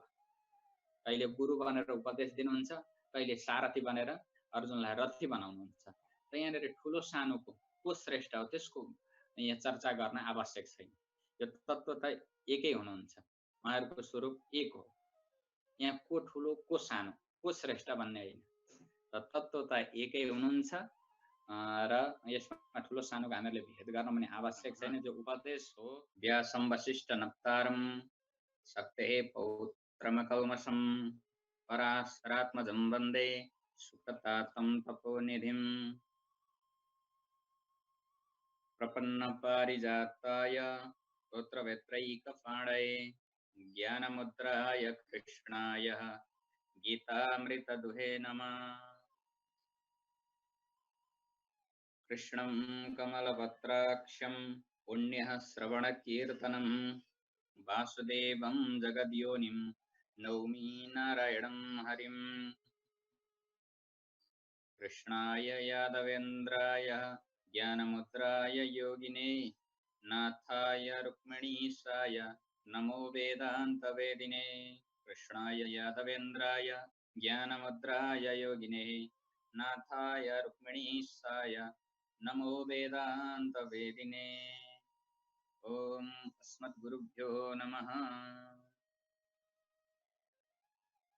अखिलेह प्रत्यनीक कल्याणैकतान श्वेतर समस्त वस्तु विलक्षण अनंत ज्ञानानंदैक स्वरूप भगवान श्रीपति का बाल मुकुंद का सिमन कपाले हामी पुनः यस श्रीमद् रामानुज भक्ति दर्शन च्यानल फेसबुक लाइभमा उपस्थित भइसकेका छौँ। यस लाइभमा जति पनि उपस्थित आचार्य श्रीचरणहरू हुनुहुन्छ, आचार्यका श्रीचरणमा कोटि प्रणति निवेदन, साथै भक्तिमय मातृशक्ति विद्यार्थी भाइ बहिनीहरू हजुरहरूका पनि श्रीचरणमा कोटि प्रणति निवेदन गर्दै जो हाम्रो आजको जो विषय छ विषयमा हामी प्रवेश गर्नेछौँ। त विषयमा प्रवेश गर्नुभन्दा अगाडि जो हाम्रो परम्परा हो, परम्पराको हामी अनुसन्धान गर्दछौँ। गुरु परम्परा जो त्रयोदश जो सिँढी हो, जो पिँढी दर पिँढी आचार्यहरूको जो हामी वन्दना गर्दछौँ, त्यो किन आवश्यक छ? हजुरहरूको मनमा शङ्का लागेको हुनसक्छ, किन गुरुको वन्दना गरेपछि मात्र शास्त्रमा प्रवेश गर्ने भनेर आज्ञा गर्नुभएको छ आचार्यहरूले। त हामी सबैको मनमा यो जिज्ञासा हुनसक्छ। हेर्नुहोस्, कुनै पनि साधनको प्रारम्भमा गुरुको स्मरण अति आवश्यक छ। आचार्यहरूको श्रीचरणको हामीहरूले चिन्तन मनन गर्नु अति आवश्यक छ। गुरुलाई नमस्कार। अस्मत् गुरुभ्यो नमः। अस्मत् परम गुरुभ्यो नमः। आफ्ना परम गुरुलाई नमः, नमस्कार। परात्पर गुरु, परमेष्टि गुरु त हुँदाहुँदै हाम्रो त जो त्रयोदश गुरु परम्परा जो वाक्य परम्परा छ त्यो अनुसन्धान गर्ने, यदि सकिन्छ भने प्लानपूर्वक नै हामीहरूले अनुसन्धान गर्ने, उहाँहरूमा भएका गुणहरूको अनुभव गर्ने, नत्र जो वाक्य गुरु परम्परा हो त्यसलाई अनुसन्धान गरेर मात्र शास्त्रमा प्रवेश गर्ने। त गुरुहरूको जो पिँढी छ त्यो पिँढीलाई नमन गरेर, साष्टाङ्ग गरेर, मनन गरेर मात्र कुनै पनि विषयमा प्रवेश गर्नुपर्दछ साधनामा। नत्र यदि गुरुहरूलाई नमन नगरिकन हामी स्वतः साधनामा प्रवेश गऱ्यौँ भने जो साधनामा आउने जो दोष हो, कृतज्ञताको दोष हामीमा आउँदछ। हामी कृतज्ञ भन्छौँ, जो हामी सुन्दछौँ, जो हामी बोल्दछौँ, त यो काहीँ न काहीँ हामीहरूले सुनेका हुन्छौँ, कुनै कुनै शास्त्रमा भेटेका हुन्छौँ, काहीँ सत्सङ्गमा सुनेका, आचार्यका श्रीमुखबाट सुनेका कुराहरू नै हामीहरूले यहाँबाट सुनाउने हौँ। र यदि हामीहरूले आचार्यहरूको वन्दना नगरिकन ती विषयहरू प्रस्तुत गर्ने हो भने त्यो साधनामा, त्यो विषयमा कृतज्ञताको दोष आउँदछ। वास्तवमा साधना भनेको हाम्रो अभिमानलाई नाश गर्नु, साधनाको अर्थ हुन्छ अभिमानलाई मेटाउनु। अब साधनाको अर्थ नै अभिमानलाई मेटाउनु हो भने यदि गुरुहरूलाई स्मरण नगरी विषयमा प्रवेश गर्ने हो भने त्यो अहम भाव आउँदछ वक्तामा। मेरो मौलिक, मेरो बुद्धिले निश्चय गरेको, मेरो मनले मनन गरेको भनेर जो जति पनि बताइन्छ, वास्तवमा त्यो कहीँ न कहीँ शास्त्रबाटै लिएको हुन्छ, कहीँ न कहीँ महापुरुषको वाणीबाटै हामीहरूले स्वीकार गरेका हुन्छौँ। त्यस हुनाले जो साधनाको उद्देश्य हो त्यो हामीमा भएको अहम भावलाई मेटाउनु हो। अहम भाव मेटाउनका लागि गुरुका श्री चरणमा झुकेर गुरुलाई नमन गरेर मात्र हामी साधनामा प्रवेश गर्नुपर्दछ। जो शास्त्रको तात्पर्य हो, महापुरुषहरूको यो वचन छ, पहिले आफ्ना गुरुको वन्दना गर्ने। यद्यपि भगवानको पनि यही नै आशय छ। गुरुको वन्दना पश्चात साधनामा हामी प्रवेश गऱ्यौँ भने जो साधनामा कुनै पनि प्रकारको दोष आउँदैन, त्यो साधना सफल हुन्छ। यदि गुरुलाई बिर्सेर हामी स्वतः आफ्नो बुद्धिले, आफ्नो मनले हामी साधनामा प्रवेश गर्ने हो भने त्यो साधनामा कृतज्ञताको दोष आउँदछ र त्यो कहिले पनि सिद्ध हुँदैन। त्यस हुनाले प्रथम गुरु परम्पराको अनुसन्धान। गुरु परम्पराको अनुसन्धान नगरी त न मन्त्र जप्ने अधिकार छ, न कुनै भगवत सेवा गर्ने, कैङ्कर्य गर्ने कुनै पनि अधिकार छैन। त्यो कुनै पनि सिद्ध हुँदैन यदि प्रथम हामीहरूले गुरुलाई वन्दना नगर्ने हो भने त्यो कृतज्ञताको दोष आउँदछ हामीहरूले गरेको कार्यमा। चाहे हामी मन्त्र जापै गरौँ, चाहे भगवानको सेवा नै गरौँ, यदि गुरुको वन्दना पश्चात गऱ्यौँ भने त ठिक छ। गुरु वन्दना नगरी गुरुहरूलाई धन्यवाद नदिकन, गुरुहरूको अनुभव नगरिकन यदि हामी त्यो साधनामा, भगवत सेवा रूपी साधनामा प्रवेश गरे भने त्यहाँ कृतज्ञताको दोष आउँदछ। त्यो साधनाबाट हाम्रो कहिले पनि हामीहरूलाई सिद्धि प्राप्त हुँदैन। त्यस हुनाले पहिलो प्रथम गुरुहरूको स्मरण पिँढी दर पिँढी। यद्यपि सबै गुरु परम्पराको अनुसन्धान गर्नुपर्ने हो, तर त्यो समय हुँदैन। त्यही भएर संक्षिप्त जो वाक्य गुरु परम्परा छ, अस्मत् गुरुभ्यो नमः, अस्मत् परम गुरुभ्यो नमः, अस्मत् सर्व गुरुभ्यो नमः, जो यो क्रम हो श्रीमती रामानुजायमा भन्दै जो श्रीधराय नमः सम्म अनुसन्धान गर्न अति आवश्यक छ कुनै पनि शुभ कार्यको आरम्भमा। त्यस हुनाले अहिले हामीहरूले पनि यसमा प्रवेश गर्यौँ। गुरुहरूलाई वन्दना गर्दै अब जो विषय छ हाम्रो, जो भगवता कृष्णेन अगाडि इति गीता, जो भगवान श्रीकृष्णले जो गान गर्नुभयो आफ्ना भक्तका लागि, अर्जुनका लागि, त्यो उहाँको जो दिव्यवाणी, त्यही गीता नै, त्यो गीत नै गीताका रूपमा प्रकट भएको छ। हामी त्यसै विषयमा आज यथामति स्वामीजीहरूबाट, आचार्यहरूबाट जो सुनेको विषय हो, त्यो विषयलाई परीक्षा दिए जस्तो हजुरहरू सामु जसले पेश गर्नेछ। त्यसमा के कति त्रुटि हुन्छ अब जसले त त्यो परीक्षा दिएको हजुरहरूले बुझ्नु होला। म यहाँ हजुरहरू सामु जो आचार्यहरूबाट जो सुनेको कुरालाई यहाँ प्रस्तुत गर्दैछु। अब थोरै हामी गीताको जो प्रतिपाद्य विषय हो, शास्त्रको प्रतिपाद्य विषयभित्र हामी प्रवेश गर्नेछौँ। प्रतिपाद्य विषय भनेको के हो भन्दा, जो श्रीमद् भगवत गीताद्वारा भगवानले जे कुरा हामीहरूलाई भन्न चाहनुहुन्छ त्यो कुरालाई भनिन्छ प्रतिपाद्य विषय। गीताका माध्यमबाट, अर्जुनका माध्यमबाट भगवानले संसारलाई के कुरा बताउँदै हुनुहुन्छ, त्यही विषय हो मुख्य शास्त्रको प्रतिपाद्य विषय। र त्यो प्रतिपाद्य विषयलाई हामीहरूले जान्नका लागि, हामीहरूका हृदयमा त्यो प्रकट गर्नका लागि पहिले हामीहरूलाई 4 कुराको बोध हुन अति आवश्यक छ।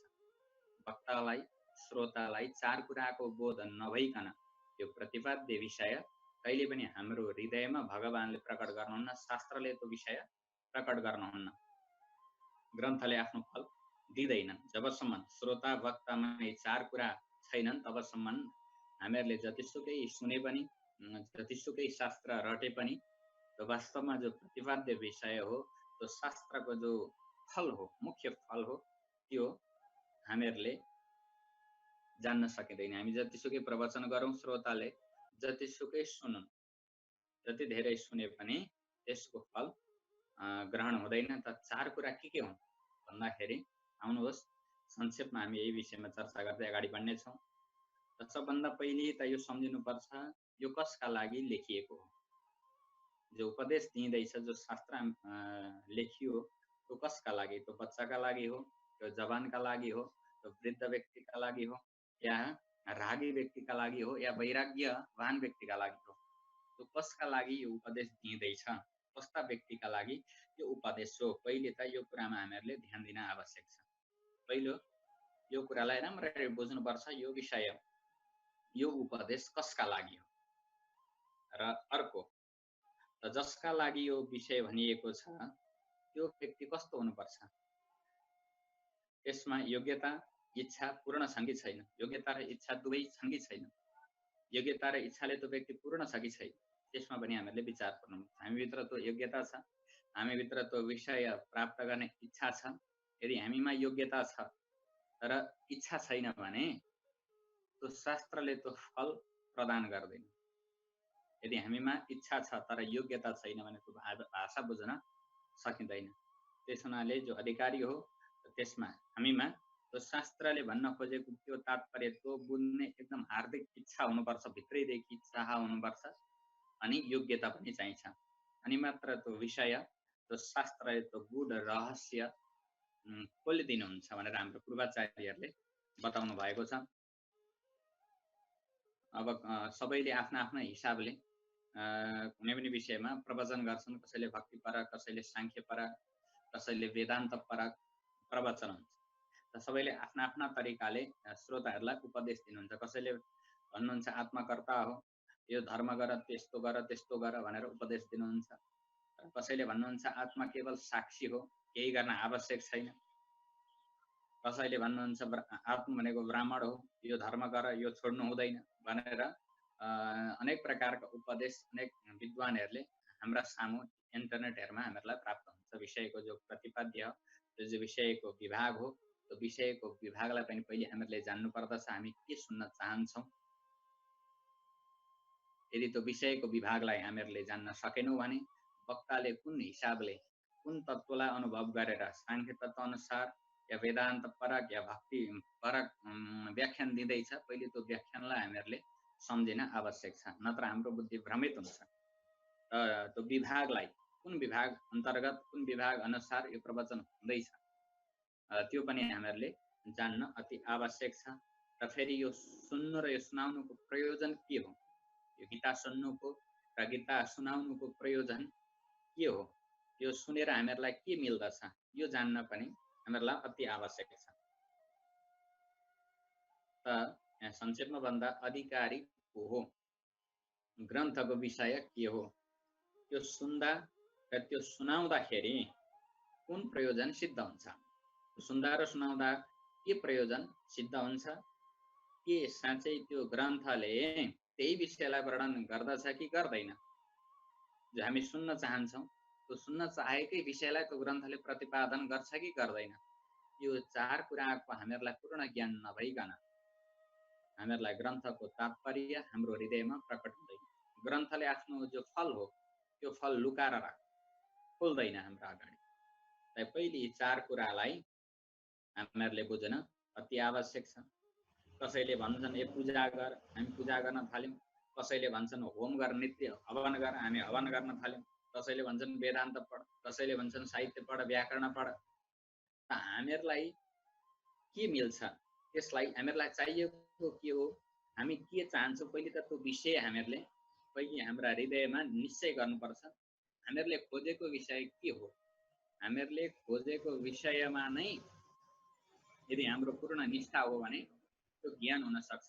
नत्र त जसले जे भन्छ हामी त्यतैतिर लाग्ने हो भने, ती साधनहरूतिर हामी हिँड्ने हो भने त्यो कहिले पनि सफल हुन सक्दैन। पहिले त हाम्रो अन्तर्भावनालाई, हाम्रो अन्तर्दृष्टिलाई बुझ्न आवश्यक छ, हामी चाहन्छौँ के। र यसलाई भनिन्छ अनुबन्ध चतुष्टय। शास्त्रीय भाषामा प्रत्येक व्याख्यानका साथमा चार अनुबन्ध लागेकै हुन्छन्।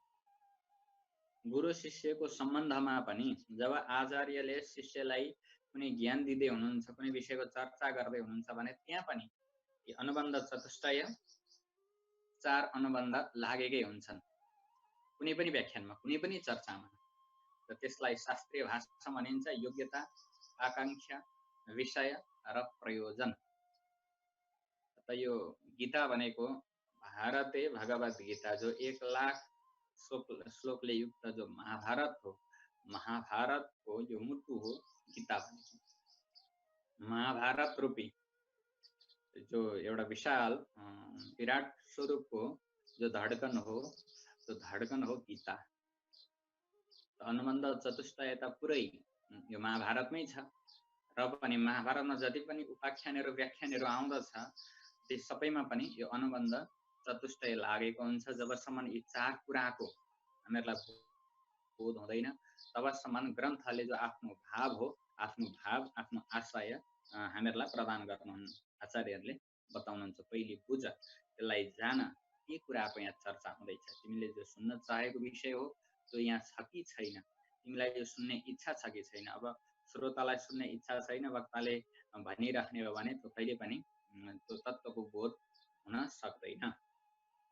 यी चार कुराको बोध भएपछि मात्र कुनै पनि, यो गीता मात्र होइन, कुनै पनि चर्चा हामीहरूले सम्झन सकिँदैन। पहिले चार कुराको बोध हामीमा चार कुरा हुन आवश्यक छ। ग्रन्थमा प्रवेश गर्नुभन्दा अगाडि, श्रवण गर्नुभन्दा अगाडि यो श्रोतामा र वक्तामा हुने यी गुणहरू हुन्।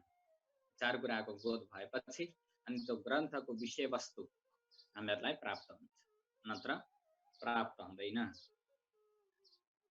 यति भन्दै अब आउनुहोस् हामी जो पुरुषोत्तम योग, जो भगवत प्राप्तिका जो साधनहरू जो गीतामा बताइएको छ, कर्म योग, ज्ञान योग, भक्ति योग, यो सजिलो छ। योग शब्दको अर्थ हुन्छ जोडिनु। योग भनेको युक्त हुनु।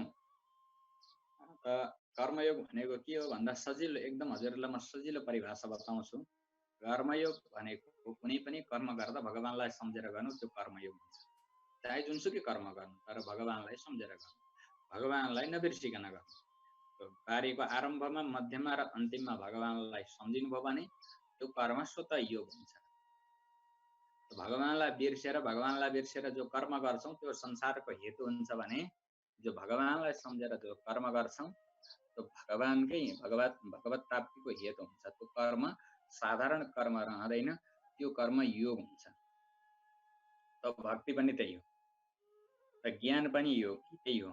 यदि हामी कुनै विषयको हामी खोज गर्दैछौँ, चिन्तन गर्दैछौँ भने यदि हामीहरूले यो हाम्रो मस्तिष्कलाई, हाम्रो बुद्धिलाई भगवानसँग जोडेर त्यो महान तत्त्वमा जोडेर एक गरेर हामीहरूले विषयको खोजी गरेका छौँ, तत्त्वको विचार गर्दैछौँ भने त्यो ज्ञान पनि योग हुन्छ। जो हामी जान्न चाहन्छौँ त्यो पनि योगै हुन्छ। यदि भगवानलाई बिर्सेर भगवत तत्त्वलाई भुलेर हामी खोजी गर्न थाल्यौँ भने, तत्त्वको खोजी गऱ्यौँ भने त्यो फेरि संसारकै कारण हुन्छ। यदि भगवानलाई सम्झेर भगवानसँग एक भएर हामीहरूले खोजी गर्ने हो भने त्यो हुन्छ ज्ञान योग। भक्ति योग पनि त्यही हो, कर्मयोग पनि त्यही हो। सजिलो हो भगवानलाई सम्झेर गर्नु, यही हो वास्तवमा भन्नुको तात्पर्य। हामीहरूले सजिलो भाषामा भन्दा कर्म गर्दा भगवानलाई सम्झेर कर्म गर, त्यो कर्मयोग हो। भजन गर्दा भक्ति गर्दा भगवानसँग एक भएर तदात्म्य भएर गर, त्यो भक्ति योग हुन्छ। यदि ज्ञान कुनै विषयलाई जान्ने इच्छा हुँदाखेरि भगवत तत्त्वलाई नबिर्सिकन यदि त्यहाँ खोज गर्ने हो भने त्यो ज्ञान पनि भगवानसम्म पुर्याउने योग हुन्छ। त्यो ज्ञानले पनि भगवानका काखमा पुग्दछ। यदि कर्म गर्ने क्षमता छैन, यदि भक्ति गर्ने क्षमता छैन, यदि तत्त्वको अन्वेषण गर्ने क्षमता छैन भने म हजुरको तमेव शरणं गच्छ। त्यस्तो अवस्था छ भने हामीमा त्यो योग्यता छैन भने हामीहरूले हात उठाएर ल म त हजुरको हुँ है भनेर भगवत शरणागति। भगवानलाई नै उपाय। अब ज्ञानको पनि आवश्यक भएन, कर्मको पनि आवश्यक भएन, अब भक्ति पनि अविच्छिन्न धारावत स्मृति सदैव हुन सक्छ भन्ने नभइसकेपछि त्यो भक्तिले पनि मैले परमात्मालाई प्राप्त गर्न सक्दिनँ, ज्ञानद्वारा पनि परमात्मालाई प्राप्त गर्न सक्दिनँ, कर्मद्वारा पनि परमात्मालाई प्राप्त गर्न सक्दिनँ भन्ने पूर्ण हाम्रो हृदयमा निश्चय भइसकेपछि, जब यिनमा भएको कमी र यिनमा भएको जो दुस्साध्य छ, साधना गर्न नसकिने कुराहरू छन्, यसमा हामीहरूले पूर्ण ज्ञान प्राप्त गरेपछि अनि मात्र त्यो व्यक्ति शरणागत हुन्छ। नत्र त अलिअलि अहम हुन्छ। यदि सुनेको भरमा मात्र भगवत शरणागत गर्ने हो भने उसले कर्ममा पनि विश्वास गरिरहेको हुन्छ, भक्तिमा पनि उसलाई पूर्ण विश्वास हुन्छ, त ज्ञानमा पनि मैले धेरै कुरा जानेको छु भन्ने अभिमान भइरहेको हुन्छ। त वास्तवमा यिनमा जो कमी छ, यिनमा जो कठिनता हो, कर्मको कठिनता, ज्ञानको कठिनता र अविच्छिन्न तैल धारावत जो स्मृति हो त्यसको पनि जो कठिनतालाई हामीहरूले अनुभव गर्यौँ भने मात्र हाम्रो पूर्ण पक्का शरणागति हुन्छ भगवानमा। त यी उपायहरू छन्। त शरणागति सर्वश्रेष्ठ मानिन्छ। यत्र तत्र सर्वत्र गीताको प्रतिपाद्य जो स्वारस्य हो, गीताको सार हो, खार जो निचारेर निकालिन्छ नि, जो मन्थन गरेर जो घिउ निकालिन्छ, जति मन्थन गरेर त्यस्तै गीताबाट मन्थन गरेर जो निक्लेको जो प्रतिपाद्य विषय हो, त अन्तिममा गएर भगवानले बताउनु नै भएको छ अर्जुनलाई। त गीताको स्वारस्य भनेको शरणागति नै हो। अन्यथा जो बताइएको हो, अन्य साधन बताउनुको कारण यो प्रपत्तिलाई श्रेष्ठ बताउनका लागि, प्रपत्ति कति श्रेष्ठ छ त्यो देखाउनका लागि नै कर्मयोग, भक्ति योग, यो ज्ञान योगलाई प्रतिपादन गर्दै अन्तिममा यो सबैभन्दा श्रेष्ठ, ती भन्दा पनि श्रेष्ठ प्रपत्ति योग हो भनेर भगवानले जो शरणागति योगको वर्णन गर्नुभएको छ, जो जीवात्माहरूलाई बोलाउनु भएको छ, त्यो सर्वश्रेष्ठ छ। वास्तवमा जीवात्माले गर्ने पनि त्यही नै हो। त्यो भन्दा अर्को उपाय हामीमा छैन। हामीहरूले भगवानलाई प्रसन्न पार्न सकौँ। त्यो तत्त्वलाई क्षेत्रमा पुरुषोत्तम योगमा जो श्रेष्ठ मानिन्छ, गीताको जो पुरुषोत्तम योग हो, किन भन्नुहुन्छ भने यहाँ पुरुषोत्तम भगवानको वर्णन आउँदछ। त यो पुरुषोत्तम योगलाई जान्नुभन्दा अगाडि अलिकति सङ्गति हामीहरूले मिलाउनु पर्दछ। 15 अध्यायमा प्रवेश गर्नका लागि पहिले सङ्गति चाहिन्छ। अगाडि के कुराको वर्णन हुँदैछ किन भन्दा यो एक अर्कासँग सम्बन्धित विषय हो। यो एक प्रथम अध्यायको सम्बन्ध हुन्छ। र प्रथम अध्यायको व्याख्या गीताको 16 अध्याय हजुरलाई यो थाहा छँदैछ। जो व्याख्या हो, गीताको प्रथम अध्यायको व्याख्या गीताको 16औं अध्यायमा गएर प्रश्न हुन्छ प्रथम अध्यायको प्रतिपाद्य विषय के हो भनेर। र एक अर्कासँग सम्बन्ध छ, त्यस हुनाले पहिले यसलाई सङ्गति हामीहरूले राम्ररी मिलाउनुपर्छ। यदि हामीहरूले सङ्गतिलाई बुझ्यौँ भने, सङ्गति राम्ररी जान्यौँ भने, अनि त्यो प्रतिपाद्य विषयमा प्रवेश गर्दा त्यो अध्यायले भन्न खोजेको के हो त्यो बुझ्न सकिन्छ। र संक्षेपमा आउनुहोस्, अलिकति हामी सङ्गति मिलाउँ त्यो विषयमा प्रवेश गर्नका लागि। गीताको जो 15 अध्याय प्रारम्भ हुन्छ त्यो 14 अध्याय पछि भगवानले 14 अध्यायमा के भन्नुभएको छ भन्दा, जबसम्म व्यक्ति गुणातीत हुँदैन, त्रिगुणबाट अतीत हुँदैन, सत्व रज तमबाट रहित हुँदैन, तबसम्म त्यसले यो संसारको बन्धनबाट छुटकारा पाउँदैन भन्नुभयो गीतामा भगवानले 14 अध्याय।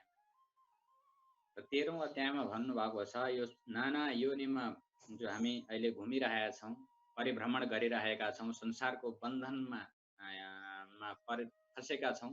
र संसारको बन्धनमा परेर यो 84मा घुम्नुको कारण के हो भनेर हामी विचार गर्दाखेरि, हामीहरूले मनन गर्दा 13 अध्यायमा भगवानले भन्नुहुन्छ, कारणम गुणसङ्गोस्य सदसद योनि जन्मसु। र यो राम्रो योनि नराम्रो योनिमा जानुको कारण के हो, यो 84मा घुम्नुको कारण के हो, यो संसारको बन्धनमा पर्नुको कारण के हो भन्दा त यी गुणहरूको सङ्ग अरे। कारणम गुणसङ्गोस्य सदसद योनि जन्मसु। त गुणहरूको सङ्ग भनेको के हो भन्दा गुणाशक्ति, जो विषयाशक्ति हो, जो इन्द्रियको आसक्ति हो, यही नै हो हाम्रो संसारको कारण।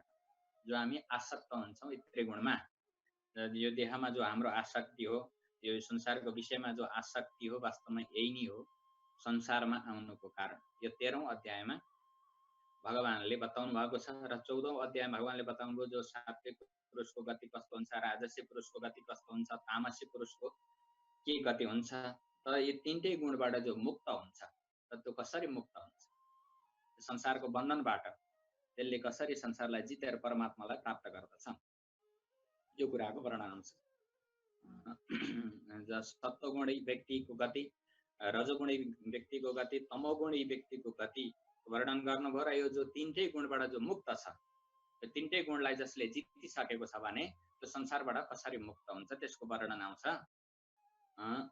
14औं अध्यायमा।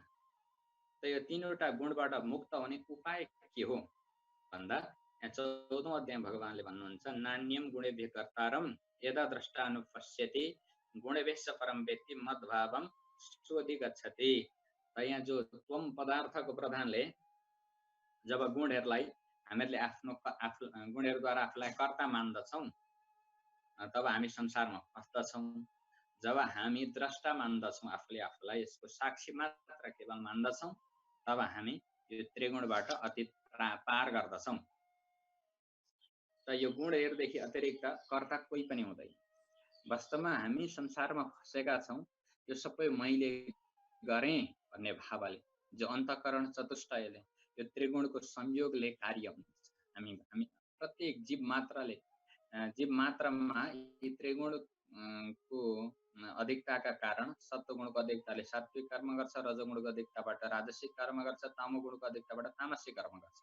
यो सारा कर्म गराउने जो अहम भाव छ, अहम भाव त्यो गुण अनुसार यिनीले अन्तःकरण चतुष्टयबाट नै कर्म हुन्छन्। तर हामीहरूले झुक्किएर आफूलाई कर्ता ठान्दछौँ, यो काम मैले गरेँ, मैले गर्दा यस्तो हो भन्छौँ, र हामी बन्धनमा पर्दछौँ।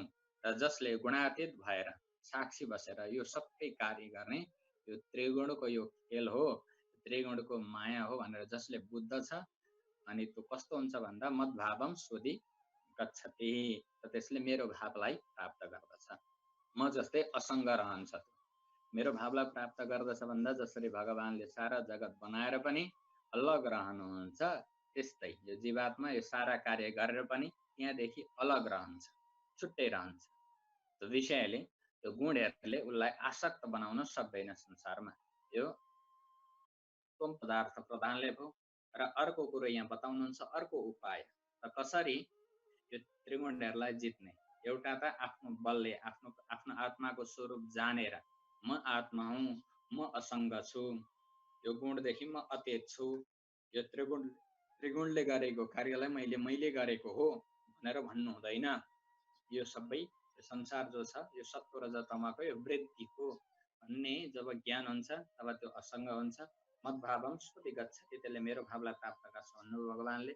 र अर्को उपाय बताउँदै हुनुहुन्छ, माम च यो व्यभिचारेण भक्ति योगेन सेवते सगुणान सनतितैतान ब्रह्म भूयाय कल्पते भनेर अर्को उपाय भक्ति योग। जो यो तत्पदार्थको प्रधान माने, तत्पदार्थ भनेको ईश्वरको प्रधानताले, ईश्वरको शरणागतिले भक्तिको रीतिबाट यो त्रिगुणबाट मुक्त हुने उपाय दुईटा। एउटा पदार्थ, एक आत्माको ज्ञान भएपछि हामी यो त्रिगुणको वृत्तिलाई जान्न सक्छौँ।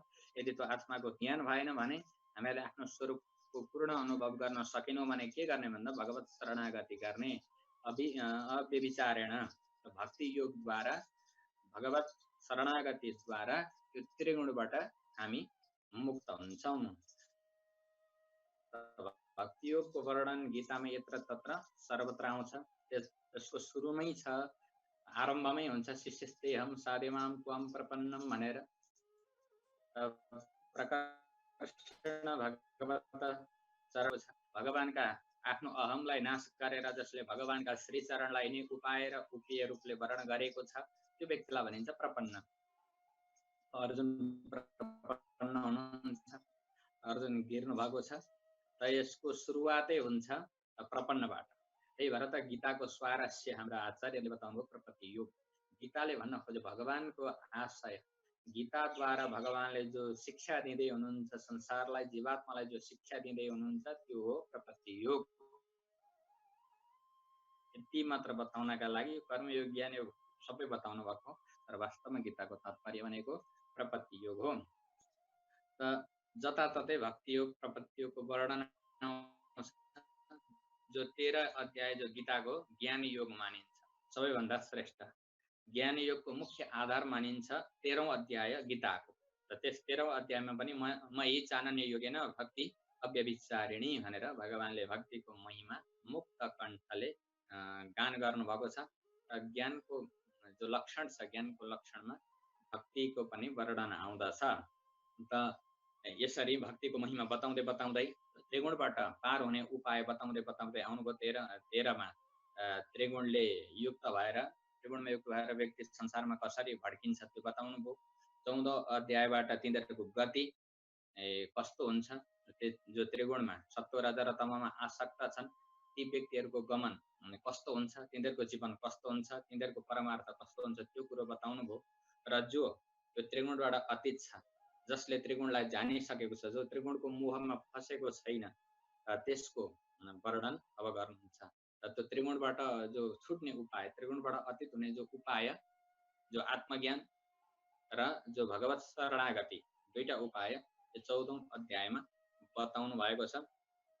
र 14औं अध्यायको यहाँ अन्तिम श्लोक हजुरलाई थाहा होला, ब्रह्मणो हि प्रतिष्ठाहम अमृतस्य व्ययस्य च शाश्वतस्य च धर्मस्य सुखस्यैकान्तिकस्य च भनेर यो अन्तिम अध्यायमा भन्नुभएको छ।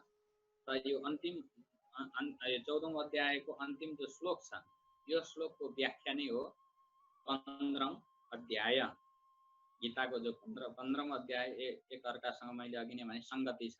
र 14 अध्यायलाई राम्ररी नबुझिकन 15 अध्यायलाई हामीले बुझ्न सकिँदैन। त्यही भएर मैले हजुरहरूलाई यो अगाडिको विषय त्यो संगति राम्ररी बसोस्, बुझ्न सकौँ भन्नका लागि मैले यो बताउँदैछु। त यही गीतामा जो पुरुषोत्तम योग भनेर जो बताइएको छ, त्यो सबैको प्रतिष्ठा मै हुँ। ब्रह्मणो हि प्रतिष्ठाहम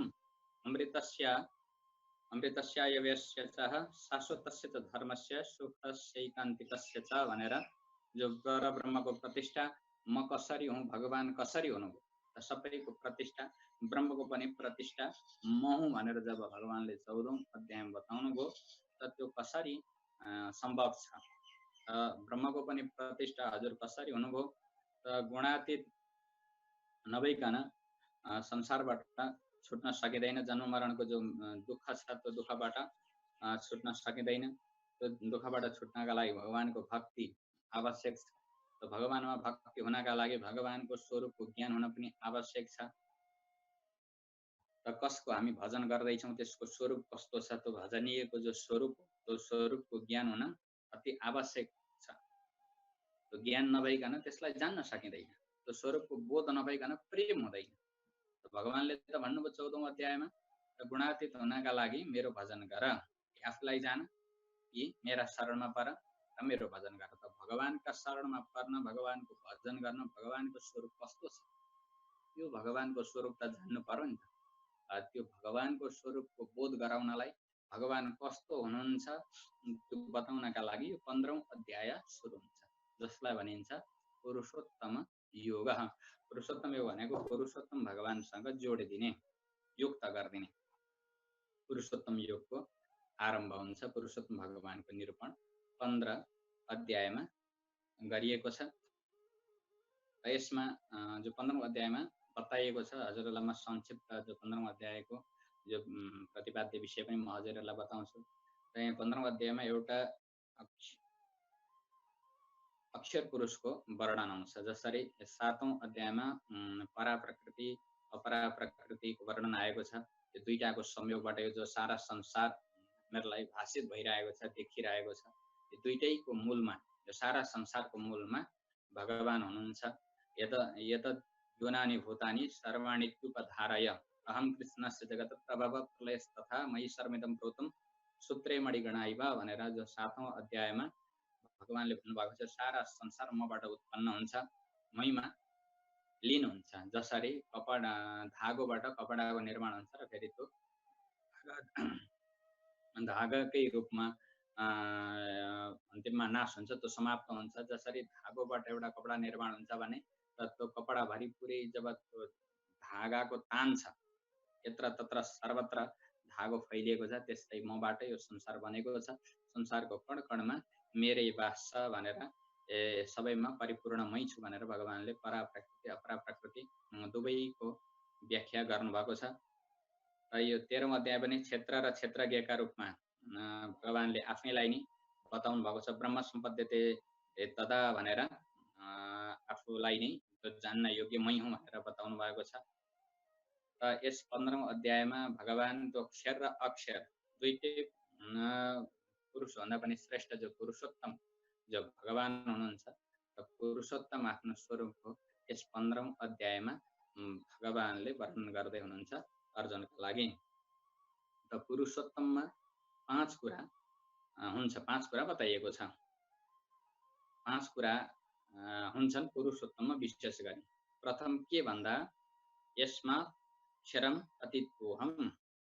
त जो पुरुषोत्तम भगवान हुनुहुन्छ, पुरुषोत्तम भगवान जो क्षर पुरुष भन्दा अतीत हुनुहुन्छ, त्यसैले पुरुषोत्तम।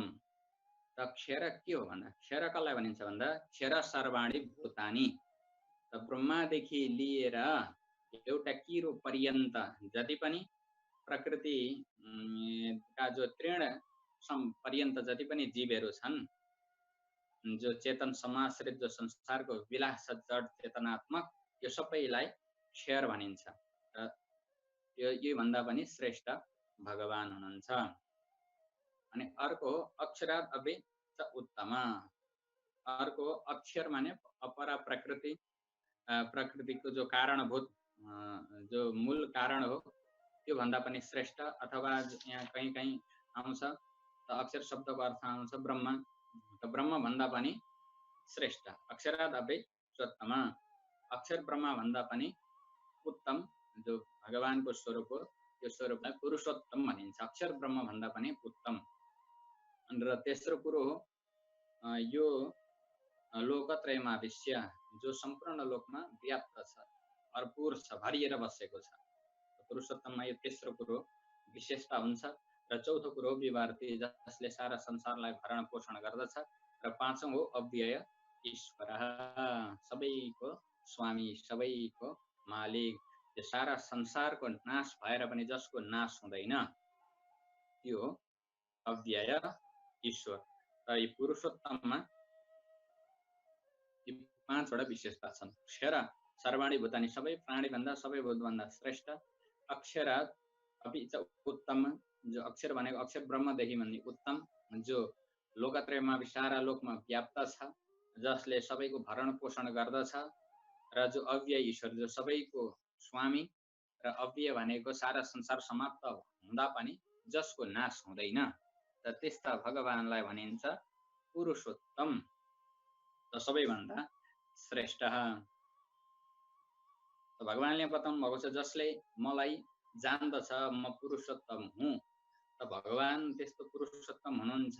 पुरुषोत्तमलाई जानेपछि के हुन्छ भन्दा यहाँ बताउनुहुन्छ 15औं अध्यायमा संक्षिप्त विशेष बताउँदैछु। यो मामेव सम्मूढो जानाति पुरुषोत्तम स सर्वैद् भजति मां सर्वभावेन भारतः। जसले मलाई पुरुषोत्तमका रूपमा जान्दछ भने स सर्वविद, त्यसले सबै थोक जानो, समाम भजति, त्यसले सदैव सर्वभावेन मां भजति, सम्पूर्ण भावले मलाई भजन गर्दछ। यत्र तत्र सर्वत्र मै छु, मलाई देख्दछ। भगवानलाई भगवानमा प्रेम छ। हामीहरूले भगवानलाई जानेका छौँ, पुरुषोत्तम भगवानलाई जानेका छौँ, भगवान नारायणलाई जानेका छौँ। भगवानको जो अनुभव हो,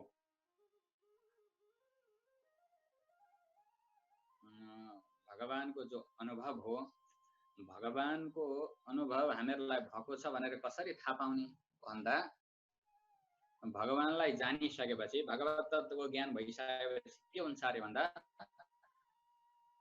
सर्वविद, हामीहरूले सबै थोक जान्दछौँ।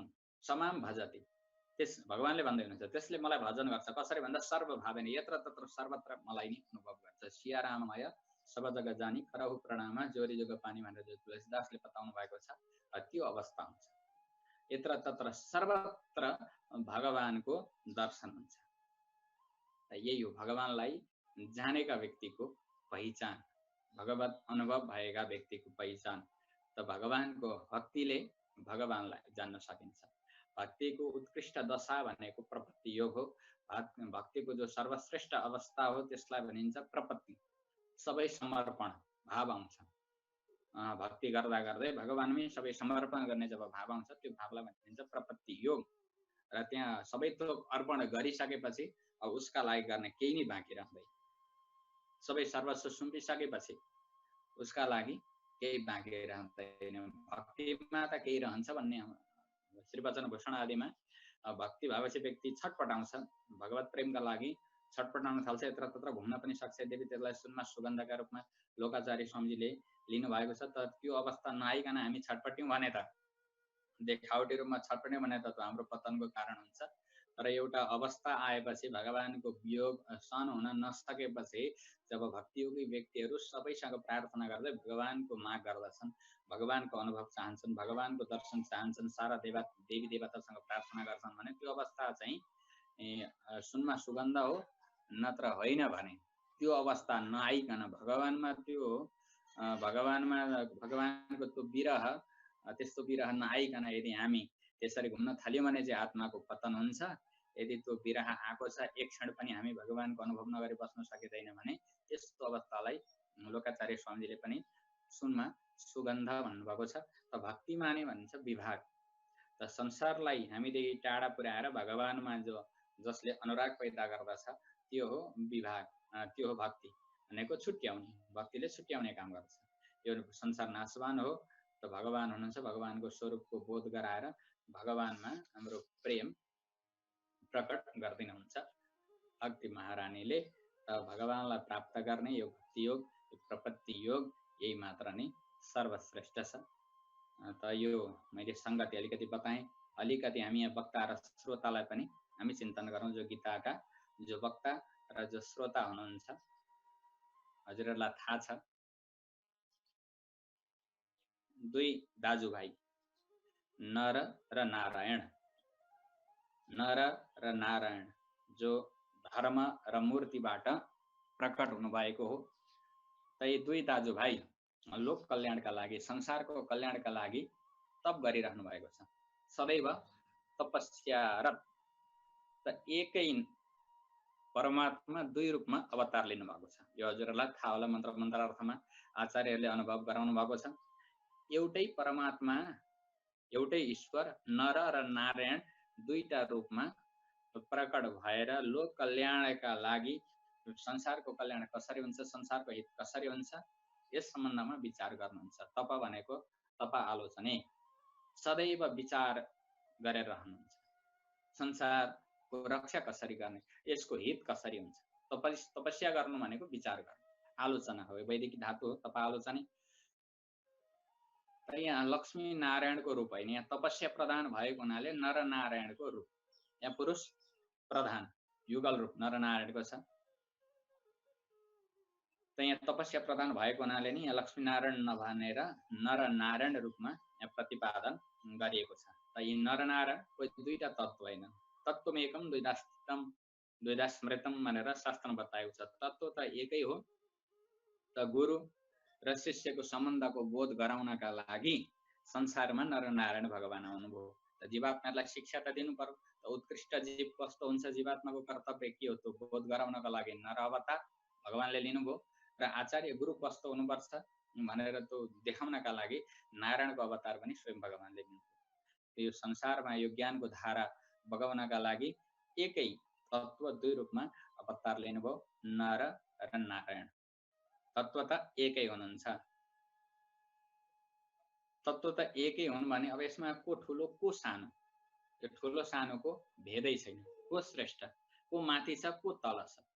दुईटैको अवस्था हेर्नु, कहिले भगवान माथि बस्नुहुन्छ नारायण माथि, कहिले नर तल, कहिले नर माथि, कहिले नारायण तल। कहिले गुरु बनेर उपदेश दिनुहुन्छ, कहिले सारथी बनेर अर्जुनलाई रथी बनाउनुहुन्छ। त यहाँनिर ठुलो सानोको को श्रेष्ठ हो त्यसको यहाँ चर्चा गर्न आवश्यक छैन। यो तत्त्व त एकै हुनुहुन्छ, उहाँहरूको स्वरूप एक हो। यहाँ को ठुलो को सानो को श्रेष्ठ भन्ने होइन। त तत्त्व त एकै हुनुहुन्छ र यसमा ठुलो सानोको हामीहरूले भेद गर्न पनि आवश्यक छैन। जो उपदेश हो, जो नरका माध्यमबाट जो नारायणले जो उपदेश दिँदै